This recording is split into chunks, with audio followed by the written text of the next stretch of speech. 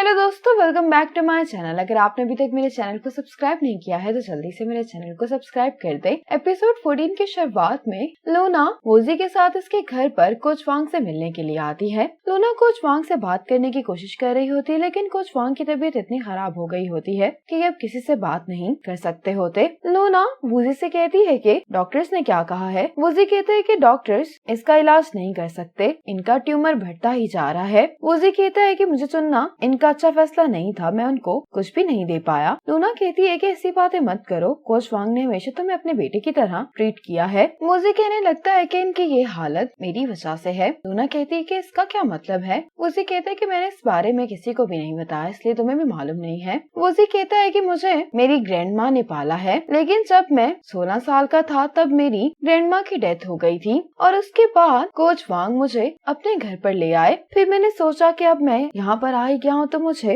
इनके साथ अच्छे से ट्रेनिंग करनी चाहिए ताकि मुझे गवर्नमेंट की तरफ से स्पॉन्सरशिप भी मिल जाए। फिर जब नेशनल टीम में हायरिंग्स हो रही थी तो कोच वांग ने नेशनल टीम को मुझे रेकमेंड किया। फिर मुझे बाद में मालूम हुआ कि उसी दिन ये हॉस्पिटल गए थे। लोना कहती है कि उसी टाइम पर इनको ये डिजीज डायग्नोज हुई थी ना। वो उसे कहता है कि सर्जरी के लिए इनको 100,000 यॉन की जरूरत थी, लेकिन कोच वांग इस कॉस्ट को अपनी लाइफ सेविंग से कवर कर सकते थे। जब ऑपरेशन की डेट सेट हो गई थी तो इनको मालूम हुआ कि मैंने कंपटीशन के दौरान रेफरी को पंच मारा है। अगर कैंपस को इसके बारे में मालूम हो जाता तो मुझे यूनिवर्सिटी से निकाल दिया जाता। कोच वांग मुझे रेफरी के पास लेकर गए ताकि मैं उससे माफी मांग सकूं। कोच वांग एक प्राउड इंसान थे, लेकिन उनको मेरी वजह से दूसरों के सामने झुकना पड़ा। उस रेफरी ने भी माफ करने के बदले में मुझसे 100,000 यॉन मांगे और कोच वांग ने अपनी सर्जरी के पैसे उस रेफरी को दे दिए। उसके बाद मैं नेशनल टीम में चला गया और इनकी ये हालत हो गई। वोजी कहता है कि इनकी जिंदगी मेरी वजह से खराब हुई है। लोना कहती है कि हम एक दूसरे को इतने सालों से जानते हैं, लेकिन तुमने आज तक मुझे ये बात पहले कभी नहीं बताई। वोजी कहते हैं कि मैं तुम्हें कैसे बताता, मुझे भी इनकी बीमारी के बारे में तब मालूम हुआ था जब ये पैरालाइज हो चुके थे। यूजिंग लूना को मैसेज करता है कि आप क्या कर रही हैं। लूना जंगटियान के साथ बैठी होती है और ये इसको कंग्रेचुलेशन कह रही होती है कि मैंने सुना है कि तुम और युशिया अब एक साथ हो, और मैंने युशिया से ये भी सुना है कि तुम दोनों साथ में एक शॉप खोल रहे हो। जंगटियान कहता है कि हम दोनों एक नूडल शॉप खोलने वाले हैं। लूना कहती है कि क्या तुम्हें कुक मिल गया है, तो जंगटियान कहता है कि मैं ही कुक हूँ। ये सुनकर लूना बहुत हैरान होती, कहती कि क्या तुम नूडल्स बनाना भी जानते हो। अब युशिया यूचंग को यहाँ पर बैठा देखती तो इसके पास आकर बैठ जाती है। यूचंग युशिया से कहता है कि मैंने सुना है कि तुम और जंगटियान टीम से रिटायर हो रहे हो। युशिया कहती है कि जंगटियान तो रिटायर हो गया है, लेकिन जब मेरा कंपटीशन खत्म हो जाएगा तब मैं टीम को अपने रिटायरमेंट के बारे में बताऊंगी। यूचंग कहते हैं कि तुम दोनों टीम में इतना अच्छा तो परफॉर्म कर रहे हो, तो फिर तुम लोग रिटायरमेंट क्यों ले रहे हो। युशिया कहती है कि मैं सिर्फ जंगटियान की वजह से ही ट्रेनिंग कर रही हूँ। जंगटियान लूना को बता रहा होता है कि मेरे ग्रैंडफादर का नूडल्स का बिजनेस था, इसीलिए नूडल्स बनाना मैंने उनसे सीखा है। युशिया यूचंग को बता रही होती है कि हम दोनों साथ में बड़े हुए हैं और मैं काफी टाइम से जंगटियान को पसंद करती हूँ, लेकिन अब जंगटियान टीम छोड़ा है तो मैं उसको अकेला नहीं छोड़ सकती। अब लूना जब जंगटियान को बताती है कि युशिया रिटायर हो रही है तो ये बात सुनकर जंगटियान बहुत हैरान होता है। लूना भी हैरानगी से पूछती है कि क्या तुम्हें इस बारे में नहीं पता था। जंगटियान कहता है कि आप उसकी बात मत सुनिएगा, वो एक बहुत अच्छी एथलीट है और वो नेशनल टीम में जा सकती है। दूसरी तरफ युशिया कहती है कि जंगटियान को अभी ये बात नहीं मालूम कि मैं जल्दी रिटायर होने वाली हूँ। मुझे डर है कि वो मुझे टीम में रहने के लिए मनाएगा, इसीलिए मुझे डर है कि कहीं वो ऐसा करने के लिए मुझसे ब्रेकअप ना कर ले। युशिया कहता है कि अगर मैं जंगटियान की जगह पर होता तो मैं कभी भी आपको अपनी वजह से टीम से रिटायर नहीं होने देता और ना ही आपके साथ ब्रेकअप करता। आप जिससे प्यार करते हैं उसके लिए कॉम्प्रोमाइज करना भी प्यार की एक किस्म है, लेकिन एक दूसरे के सपने को सपोर्ट करना भी प्यार है। जहाँ तक मुझे लगता है कि जब तक आप दोनों साथ हैं तो आप किसी भी मुश्किल का सामना बड़ी आसानी से कर सकते हैं, और अगर तुम्हें अपने करियर में सक्सेस मिलेगी तो मुझे यकीन है कि वो भी तुम्हारे लिए बहुत खुश होगा। लूना जंगटियान से पूछती है कि तुम लोग नूडल्स शॉप कब खोल रहे हो, तो ये कहता है कि अभी हमें कुछ वक्त की जरूरत है। लूना कहती है कि क्या तुम लोगों को मजीद पैसों की जरूरत है, तो जंगटियान कहता है कि हाँ, हमें रेनोवेशन के लिए कुछ पैसों की जरूरत है, लेकिन हम पैसे जल्दी इकट्ठे कर लेंगे, इसलिए आप हमारे बारे में परेशान नहीं हो। लूना कहती है कि तुम दोनों ही हमारे साथ टीम में रहे हो तो फिर तुम किससे पैसे इकट्ठे करोगे। लूना कहती है इसलिए मुझे बताओ कि तुम्हें कितने पैसों की जरूरत है। जंगटियान बताना तो नहीं चाह रहा होता, लेकिन लूना के फोर्स करने पर कहता है कि 30,000 यॉन की। लूना कहती है कि मैं इसका कोई हल तलाश करती हूँ। जंगटियान कहता है कि आप सब लोग ही मुझे बहुत अच्छे से ट्रीट करते हैं, लेकिन मैंने टीम के लिए कुछ भी अचीव नहीं किया।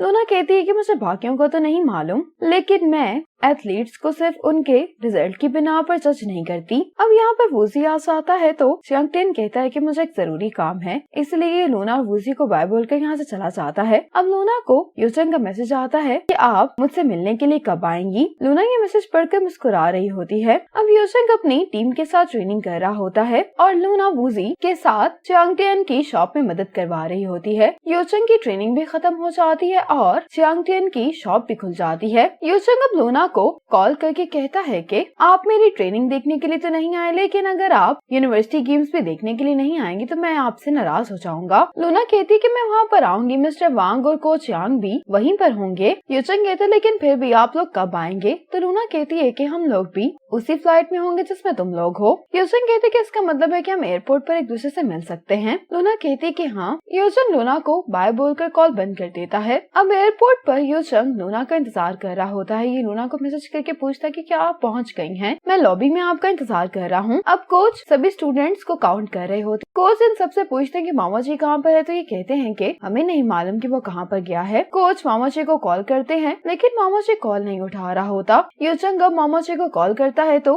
मामा जी यूचंग की कॉल उठा लेता है। यूचंग इससे पूछता है कि क्या तुम गुम गए हो? तो मामा जी कहता है कि मैं एयरपोर्ट पर नहीं हूँ, मेरी फैमिली बहुत बिजी है, इसलिए मैं उनकी मदद करवाने के लिए घर पर आया हूँ। यूचंग ये सुनकर बहुत हैरान होता है। इसके साथ ही मामा जी कॉल बंद कर देता है। कोच यूचंग से पूछते हैं कि क्या हुआ है, तो यूचंग कहते हैं कि मामा जी का पहला मेजर कंपटीशन है, इसलिए वो डर कर वापस घर चला गया है। ये सुनकर कोच को गुस्सा आ रहा होता है। अब यूचंग लूना को कॉल करते तो लूना कहती है कि मैं बिजी हूँ, बाद में बात करेंगे कहकर ये कॉल बंद कर देती है। यूचंग अब कोच को मना रहा होता है कि आप लोग चले जाएं, मैं मामा जी को लेकर कल पहली फ्लाइट से पहुंच जाऊंगा। कोच कहते हैं कि ठीक है, लेकिन अगर तुम दोनों नहीं पहुंच पाए तो तुम दोनों को ही कम्पीट करने का चांस नहीं मिलेगा। यूचंग फौरन यहाँ से चला जाता है।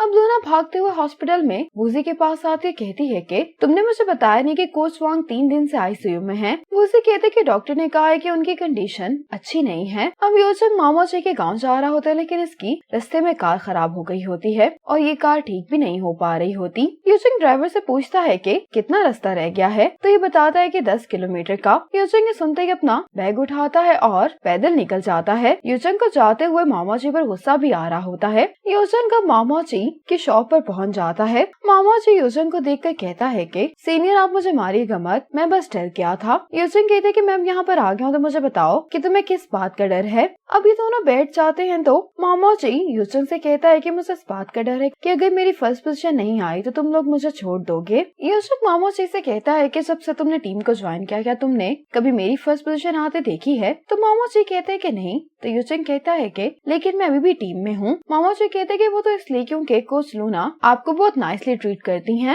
यूचंग इसको मारते हुए कहता है कि क्या कोच लूना तुम्हारे साथ नाइस नहीं है? मामा जी कहते हैं कि ऐसी बात नहीं, कोच लूना मुझे भी नाइसली ट्रीट करती हैं, लेकिन वो आपको सबसे डिफरेंट ट्रीट करती हैं। यूचंग कहते हैं कि कंपटीशन में एक लूजर और एक विनर तो होता ही है, और अगर तुम हार भी गए तो कोई भी तुम्हें नहीं छोड़ेगा। तुम अभी यंग हो, आगे तुम्हारे लिए और भी अपॉर्चुनिटीज होंगी, लेकिन इस तरह इतने बड़े कंपटीशन से डर कर यहाँ पर बैठने का क्या फायदा है? मामा जी कहता है कि आप ठीक कह रहे हैं। यूचंग इसको कहते हैं कि अब तुम सो जाओ, कल हमें जल्दी निकलना है। अब मामा जी जब सो जाता है तो यूचंग ये देखकर हैरान होता है कि लूना ने आज इसकी किसी भी कॉल का जवाब नहीं दिया। अब यूचंग फिर से लूना को कॉल करता है, लेकिन लूना का नंबर बंद जा रहा होता है। कोच वांग की डेथ हो गई होती है, इसलिए लूना सारे अरेंजमेंट्स कर रही होती है। कोच वांग की डेथ की वजह से लूना बहुत ज्यादा अपसेट हो गई होती है। इसको यूचंग की कॉल आती है। यूचंग लूना की आवाज सुनकर कहने लगता है कि क्या आप रो रही हैं? लेकिन लूना इस बात का जवाब दिए बगैर कहने लगती है कि क्या तुम्हें कुछ चाहिए? तुमने इतनी दफा कॉल्स की हैं। यूचंग कहता है कि कोई खास बात नहीं है, मैंने तो ये बताने के लिए कॉल की थी कि सब कुछ ठीक है, हम कंपटीशन के लिए पहुंच गए हैं। लूना यूचंग से कहती है कि मुझे माफ कर दो, पहले मैंने तुमसे फोन पर बहुत रूडली बात की थी,